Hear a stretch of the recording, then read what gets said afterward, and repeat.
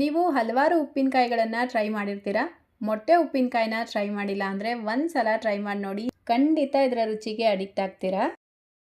ಬರೀ ಉಪ್ಪಿನಕಾಯಿ ಥರ ನೆಂಚ್ಕೊಳ್ಳೋದಕ್ಕೆ ಮಾತ್ರ ಅಲ್ಲ, ಅನ್ನದ ಜೊತೆಗೆ ಮಿಕ್ಸ್ ಮಾಡಿ ತಿಂತಾ ಇದ್ರೆ ಅಂತೂ ಹುಳಿ ಉಪ್ಪು ಖಾರದ ಜೊತೆಗೆ ಸಖತ್ತಾಗಿರುತ್ತೆ. ಸೊ ಒಂದು ಸಲ ಟ್ರೈ ಮಾಡಿ. ಬನ್ನಿ ಈಗ ಮಾಡೋದು ಯಾವ ರೀತಿ ಅಂತ ನೋಡೋಣ. ಮೊದಲಿಗೆ ನಾನಿಲ್ಲಿ ಬೇಯಿಸಿರುವಂಥ 8 ಮೊಟ್ಟೆಗಳನ್ನು ತಗೊಂಡಿದ್ದೀನಿ. ನಿಮ್ಗೆ ಎಷ್ಟು ಮೊಟ್ಟೆ ಬೇಕೋ ಅಷ್ಟು ತೊಗೊಳ್ಬೋದು. ಈ ಮೊಟ್ಟೆನ ಈ ರೀತಿ ಕಟ್ ಮಾಡಿಬಿಟ್ಟು ಬಿಳಿ ಮತ್ತು ಹಳದಿ ಭಾಗನ ಸಪ್ರೇಟ್ ಮಾಡ್ಕೊಳ್ಬೇಕು. ನೋಡಿ, ಈ ರೀತಿ ಎಲ್ಲ ಮೊಟ್ಟೆಗಳನ್ನು ಕಟ್ ಮಾಡಿ ಸಪ್ರೇಟ್ ಮಾಡಿಕೊಂಡು ಈ ಬಿಳಿ ಭಾಗನ ಮಾತ್ರ ಚಿಕ್ಕ ಚಿಕ್ಕ ಪೀಸಾಗಿ ಕಟ್ ಮಾಡಿ ತೆಗೆದಿಟ್ಕೊಳ್ಳಿ. ನೋಡಿ, ಈ ರೀತಿ ಕಟ್ ಮಾಡ್ಕೊಳ್ಬೇಕು. ಮೊಟ್ಟೆಯ ಬಿಳಿ ಭಾಗ ಮಾತ್ರ ಉಪಯೋಗಿಸ್ಕೊಂಡು ಉಪ್ಪಿನಕಾಯಿನ ಮಾಡ್ಕೊಳ್ತಾ ಇರೋದು. ಮೊಟ್ಟೆಯಲ್ಲಿರುವಂಥ ಹಳದಿ ಭಾಗನ ಏನು ಮಾಡ್ಕೊಳ್ಬೋದು ಅಂತ ವಿಡಿಯೋ ಕೊನೆಯಲ್ಲಿ ತಿಳಿಸ್ಕೊಡ್ತೀನಿ. ಉಪ್ಪಿನಕಾಯಿಗೆ ಮೇಯ್ನಾಗಿ ಬೇಕಾಗಿರುವಂಥ ಪೌಡರ್ನ ನಾನಿಲ್ಲಿ ರೆಡಿ ಮಾಡಿ ಇಟ್ಕೊಂಡಿದ್ದೀನಿ. ಅರ್ಧ ಟೀ ಸ್ಪೂನ್ ಸಾಸಿವೆ, ಅರ್ಧ ಟೀ ಸ್ಪೂನ್ ಜೀರಿಗೆ, 1/4 ಟೀ ಸ್ಪೂನ್ ಮೆಂತ್ಯ ಕಾಳನ್ನ ರೋಸ್ಟ್ ಮಾಡಿಬಿಟ್ಟು ಪುಡಿ ಮಾಡಿ ತೆಗೆದಿಟ್ಕೊಂಡಿದ್ದೀನಿ. ನೆಕ್ಸ್ಟ್ ಈಗ ಗ್ಯಾಸ್ ಸ್ಟವ್ ಮೇಲೆ ಒಂದು ಪ್ಯಾನ್ ಇಟ್ಕೊಂಡು 9 ರಿಂದ 10 ಟೇಬಲ್ ಸ್ಪೂನ್ ಎಣ್ಣೆ ಸೇರಿಸ್ಕೊಳ್ಳಿ. ಉಪ್ಪಿನಕಾಯಿಗೆ ಎಣ್ಣೆ ಸ್ವಲ್ಪ ಹೆಚ್ಚಿಗೆನೇ ಉಪಯೋಗಿಸ್ಬೇಕು.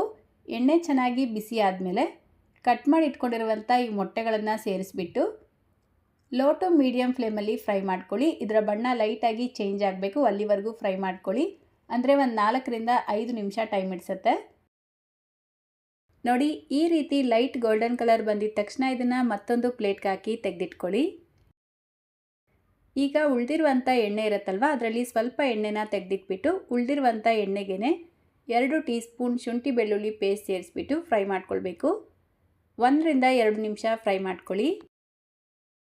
ಗ್ಯಾಸ್ ಫ್ಲೇಮ್ನ ಕಡಿಮೆನೇ ಇಟ್ಕೊಂಡು ಈಗ ಇದಕ್ಕೆ ಅರ್ಧ ಟೀ ಸ್ಪೂನ್ ಅಚ್ಕಾರದ ಪುಡಿ, ಅರ್ಧ teaspoon Kashmiri red chilli powder ಕಲರ್ಗೋಸ್ಕರ, ಅರ್ಧ ಟೀ ಸ್ಪೂನ್ ಧನಿಯಾ ಪುಡಿ, ರುಚಿಗೆ ತಕ್ಕಷ್ಟು ಉಪ್ಪು, ಮೊದಲೇ ರೆಡಿ ಮಾಡಿ ಇಟ್ಕೊಂಡಿರುವಂಥ ಮಸಾಲೆ ಪುಡಿ ಏನಿದೆ ಅದನ್ನು ಸೇರಿಸ್ಕೊಂಡು ಕಡಿಮೆ ಹುರಿಯಲ್ಲೇ ಮಿಕ್ಸ್ ಮಾಡ್ಕೊಳ್ಳಿ. ಮೊಟ್ಟೆ ಬೇಯಿಸ್ಕೊಳ್ಬೇಕಾದ್ರೆ ಉಪ್ಪು ಸೇರಿಸ್ಕೊಂಡಿರ್ತೀರ, ಸೊ ಈಗ ಸ್ವಲ್ಪ ಕಡಿಮೆನೇ ಸೇರಿಸ್ಕೊಂಡು ಮಿಕ್ಸ್ ಮಾಡಿಬಿಟ್ಟು ಫ್ರೈ ಮಾಡಿ ತೆಗೆದಿಟ್ಕೊಂಡಿರುವಂಥ ಮೊಟ್ಟೆನ ಸೇರಿಸ್ಕೊಂಡು ಮತ್ತೆ 1 ರಿಂದ 2 ನಿಮಿಷ ಫ್ರೈ ಮಾಡ್ಕೊಳ್ಬೇಕು. ಆ ಮಸಾಲೆ ಜೊತೆಗೇ ಮೊಟ್ಟೆನ ಈ ರೀತಿ ಒಂದು 2 ನಿಮಿಷ ಫ್ರೈ ಮಾಡಿಬಿಟ್ಟು ಗ್ಯಾಸ್ ಫ್ಲೇಮ್ನ ಆಫ್ ಮಾಡಿ ಇದನ್ನು ಸ್ವಲ್ಪ ತಣ್ಣಗಾಗೋದಕ್ಕೆ ಬಿಡಬೇಕು.